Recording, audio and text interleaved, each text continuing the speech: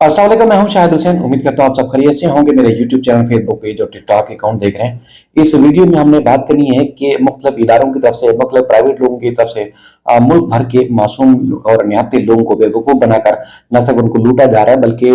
उनके साथ कांड किया जा रहा है। मुख्तलिफ किस्म की उनको धोखाधही में जो है वो उसका शिकार किया जा रहा है और बेशुमार लोग इसके हथकंडे चढ़ चुके हैं। तो हमारी ये कोशिश है कि इस वीडियो के जरिए जो लोग नहीं जानते इस मामले को, या मुस्तकबिल में अगर उनके साथ इस किस्म का कोई वाकया रूनुमा हो जाए तो उसको बचाना है। तो इसलिए आप सब दोस्त अहबाब और जितने भी लोग देखने वाले हैं वो अपने दोस्तों से, अपने करीबी रिश्तेदारों से, अपने घर वालों से ज़्यादा ये मालूमात शेयर करें, ताकि आप सबको आगे की जो आने वाली मुश्किलात है उससे बचाया जा सके। पिछले कई दिनों से मुख्तलिफ तरीकों से लोगों को कॉल मौसूल हुई है, और ये जो एक्सपीरियंस है, मैं कहीं दूर का नहीं बल्कि अपने करीबी लोगों का शेयर कर रहा हूँ आपसे, ताकि आपको इस बारे में इल्म भी हो और आप बच्चे भी जो मुख्तलिफ तरीके हैं लोगों को लूटने के। एक तो ये है कि किसी भी अजीज, आपका भाई, बेटा या कोई भी जिसका जो है वो आप कॉल आएगी किसी को, बाप को या भाई को या बेटे को, जी फलां के साथ ये हो गया है, तो वो पकड़ा गया है, तो लिहाजा फिलहाल जगह पे आ जाए। यानी कि मैं सीटीडी से, सीआईडी से, या मुख्तलिफ पुलिस के डिपार्टमेंट्स हैं, या एफआईए, मुख्तलिफ जो सरकारी इदारे हैं उनके नाम से कॉल की जाती है। और उसके बाद फिर उससे चूंकि वो जिसका बेटा हो या जिसकी औलाद होती है, जिसका भाई, वो तो परेशान हो जाते हैं कि जी हुआ क्या है, आखिरकार कौन है। तो इवन के वो नाम भी बता देते हैं, फलां, तो कहते हैं हाँ जी बिल्कुल फलां। और उसके बाद फिर उसका नाम जब लेते हैं तो उसके बाद उस बंदे से रोती, चीखती, चिल्लाती आवाज में बात भी करा दी जाती है, और फिर उसको जो है बताया जाता है कि देखें ये जो बंदा है ये तुम्हारा बेटा है और फला फला क्राइम में पकड़ा गया है, जुर्म में पकड़ा गया है। अब इसके खिलाफ हम कार्रवाई कर रहे हैं, न सिर्फ इसके खिलाफ कार्रवाई होगी बल्कि तुम्हारे खिलाफ भी कार्रवाई होगी, तो लिहाजा अब तुम तैयार हो जाओ। तो अब जिसका बेटा हो या जिसका भी अजीज रिश्तेदार होता है, तो वो कोशिश करता है कि जी अपने बेटे को या अपने अजीज रिश्तेदार को इस तरह की चीजों से बचाया जाए। वो अपने किसी खानदान के आदमी जिसका नाम लिया जा रहा होता है कि जी वो गिरफ्तार हो चुका है, उसको पकड़ लिया है फला क्राइम करते हुए, जुर्म करते हुए, तो लिहाजा उसको तस्दीक करने के बजाय, उसको कॉल करने के बजाय, उसको देखने के बजाय, बल्कि वो उनसे मिलते तरने शुरू कर देता है जो जाली कॉल कर रहे होते हैं और जो गुमराह कर रहे होते हैं कि इसको छोड़ दें। तो उसमें फिर बात आ जाती है साजबाज पे, यानी कि आप इतनी रकम दे दें, इतने पैसे दे दें तो हम इसको छोड़ देंगे। और इवन के उसको इतनी भी मोहलत नहीं दी जाती जिससे कॉल पे बात हो रही होती है कि वो उसकी तस्दीक कर ले, बल्कि उसको कहते हैं कि कॉल बंद मत करना, और इजी पैसा या जैज कैश या जो भी ऑनलाइन पैसा ट्रांसफर करने का तरीकाकार होता है, वहाँ शॉप पे या वहाँ जगह पर जाए, और उसके बाद फिर ये पैसा फला अकाउंट में, फला इजी पैसा, फला जैज कैश या जो भी है उस पर आप ट्रांसफर कराएं, और ताकि हम इसको छोड़ सकें। तो कई लोग, मतलब मैं दर्जनों की तादाद में कह सकता हूँ, अपने किसी करीबी अजीजों की भी कुछ मिसालें सामने आई हैं कि लोगों ने यही किया कि तस्दीक करने के बजाय कि वाकई जिसके बारे में कहा जा रहा है कि वो गिरफ्तार हो गया, क्या वो गिरफ्तार हुआ या नहीं हुआ, जो कॉल करने वाला है वो बेवकूफ तो नहीं बना रहा, वो बल्कि बेवकूफ बन चुके होते हैं, बन जाते हैं, और फिर इसी तरह उनकी बताई हुई जो बैंक अकाउंट हो या फिर या उसके बाद फिर इजी पैसा जैज कैश अकाउंट हो, वो उसको पैसा ट्रांसफर कर देते हैं और कॉल बंद भी नहीं करने दी जाती। बाद में कुछ देर के बाद जब कॉल एंड हो जाती है तो पता चलता है जी वो तो गिरफ्तार ही नहीं हुआ था, वो जिस लोकेशन पे पढ़ रहा था, जिस लोकेशन पे जॉब कर रहा था, जिस लोकेशन पे वो मौजूद था, वो उसी जगह पर ही था। जो कॉल थी वो जाली थी। जब आप उस जगह वापस रिटर्न कॉल करते हैं तो वो फिर जो वो किसी भी तरह से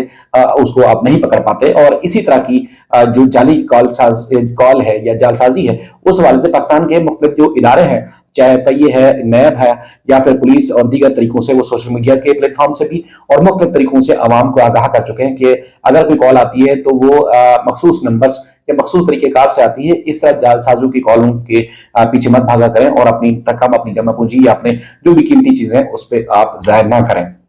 लेकिन उसके बावजूद लोग जो बड़े पैमाने पर जो है वो इस तरह रोजाना की तादाद में, चाहे वो शहर हो, देहात हो, दूर दराज इलाके हों, इसी तरह जालसाजों के हत्थे बेवकूफ बन रहे होते हैं। दूसरा एक और बड़ा काम आ गया है, वो है यानी कि पाकिस्तान के जो मुख्तलिफ इदारे हैं सरकारी, उन इदारों की जानिब से कहा जाता है कि हम कॉल कर रहे हैं, और उसके बाद फिर बड़े बड़े नामी गिरामी, चाहे वो साबिक जजेस हों, मौजूदा जजेस हों, वुज़रा हों, या सरकारी अफसरान हों, प्राइवेट लोग हों, आम शहरी हों,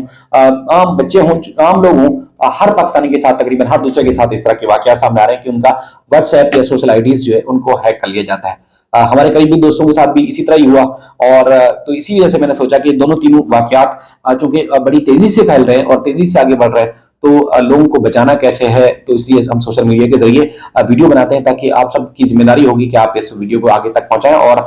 लोगों को बचाना कैसे है इस सारे क्राइम से, तो ताकि आप भी आगाह रहें और लोग भी आगाह रहें। कॉल आती है जी आपका जो फलां नंबर था, मैं फलां जगह से बात कर रहा हूँ, यानी कि पीटीए से बात कर रहा हूँ और ये आपका नंबर मॉनिटरिंग पर था। आजकल चूंकि डिजिटल क्राइम जारी है तो वो कहीं ना कहीं आपका नंबर ये क्राइम में आ गया है, तो लिहाजा आप फलां बात कर रहे हैं। तो बंदा बोलता है जी नहीं मैं फलां नहीं फलां बात कर रहा हूँ, यानी कि असल आदमी बोलता है कि मैं फलां बात कर रहा हूँ। अच्छा ये नंबर आपका फलां जगह पर ये पकड़ा गया है तो उसकी इन्वेस्टिगेशन जारी है, आप अपना सीएनआईसी नंबर बता दें, आप उसका जो कौमी शनाख्ती कार्ड नंबर होता है बंदा वो बता देता है, वो बच्चों की खानदान की डिटेल बता देता है। इवन के अब सारी वो खौफ के आलम में इंसान वो सारी बातें बताना शुरू कर देता है जो कि आपकी प्राइवेसी होती है, जो कोड वर्ड्स होते हैं वो नहीं बताए जाते, लेकिन इंसान जो है वो सारी चीजें बताया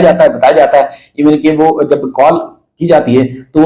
अमूमी तौर पर आपको लगता है कि वो किसी हेल्पलाइन नंबर यानी कि टोल फ्री जैसे नंबर होते हैं, हेल्पलाइन जैसे 111 या इस टाइप के जो नंबर आते हैं, वो चाहे वो बैंक हो या मुख्तलिफ जो हमारे जो डिपार्टमेंट है उनकी हो, या इसी तरह जो है वो चाहे सरकारी इदारे हों उनकी तरफ से उसी तरह की हेल्पलाइन नंबर टोल फ्री या वो नंबर आते हैं जिसपे आप रिंग बैक भी कॉल वापस भी नहीं कर सकते, वो इस तरह के नंबर आते हैं। तो इंसान फिर यकीनन ये समझ रहा होता है कि ये जो कॉल है वो असली है, ओरिजिनल है, तो लिहाजा वो अपनी सारी मालूमात जो जाती है उसकी पर्सनल या प्राइवेट मालूमात होती है वो देना शुरू कर देता है। उसके बाद आखिर में उसको कहा जाता है कि ये जो नंबर है इस नंबर पे एक कोड आ रहा है तो लिहाजा आप कोड दबाएंगे तो उसके बाद ये नंबर आपके पास ये उसके बाद आपको ये तस्दीक हो जाएगी कि हाँ वाकई आप ही बात कर रहे हैं, और ताकि उस क्राइम लिस्ट से आपका नंबर या नाम निकाल दिया जाए। तो इंसान बेवकूफी के आलम में इस तरह चला जा चुका होता है कि वो फिर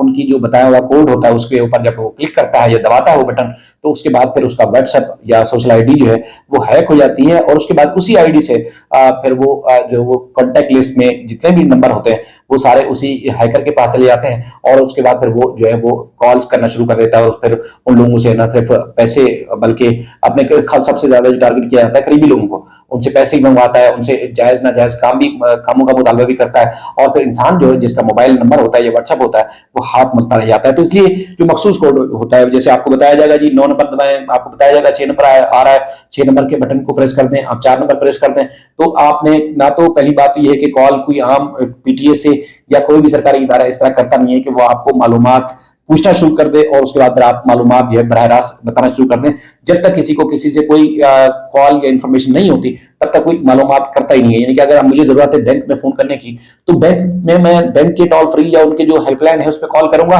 तभी मुझसे मालूमात ली जाएगी। इसी तरह अननोन आदमी, चाहे वो मेरे पास भी खुद कई दफा कॉल्स आई हैं जिसमें जो हमारे जो मुख्तलिफ बैंक्स हैं उनके बैंक्स के नंबर से कॉल आ रही होती है, ऐसा लगता है कि जैसे बैंक के नंबर से कॉल आ रही है, और किसी भी हेल्पलाइन के नंबर से कॉल कभी आ ही नहीं सकती। यानी कि जो टोल फ्री नंबर है 111 या इस तरह 1114545 या 111425425 इस टाइप की जो नंबर है,